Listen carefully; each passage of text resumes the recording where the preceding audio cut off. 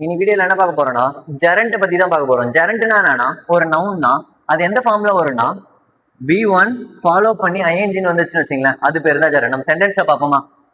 எங்க swimming is my favourite ஹாபின்னு இருக்கு. எங்க ஸ்விம்ன்றது என்ன? V1 அதை ஃபாலோ பண்ணி ஐஎன்ஜி ஃபார்ம் வருதா? அப்ப ஜெரண்ட் வந்துடுச்சு. ஜெரண்ட் வந்து சென்டென்ஸ் ஸ்டார்டிங்ல வந்தா அவன் பேர் நவுனு.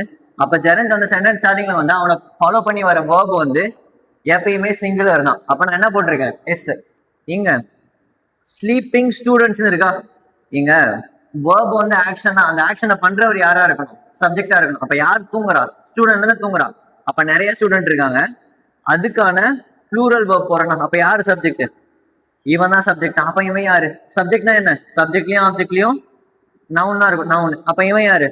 அப்ப இங்க V1 ing as அட்ஜெக்டிவா வந்திருக்கு. அப்ப V1 ing as அட்ஜெக்டிவ்னா பக்கத்துல இருக்க நவுன் அந்த ஆக்ஷனை பண்ணணும். அப்ப ஸ்டூடெண்ட் தானே தூங்குறான், கரெக்டா? அதுக்கான வேர்ப் தானே போட்டிருக்கேன். அப்ப ஃபர்ஸ்ட் V1 ing வந்துச்சுன்னு வச்சுங்களேன், அது ஜெரண்ட். இதுவே V1 ing சென்டென்ஸ் ஸ்டார்டிங்ல வரும்போது பக்கத்துல ஒரு நவுன் வந்துச்சுன்னு வச்சுங்களேன், அந்த நவுன் ஆக்ஷனை பண்ணுச்சுன்னா அதுதான் வந்து இந்த சென்டென்ஸுக்கான ஆக்ஷனை பண்ற doer of the action. So V1 ing as adjective இது.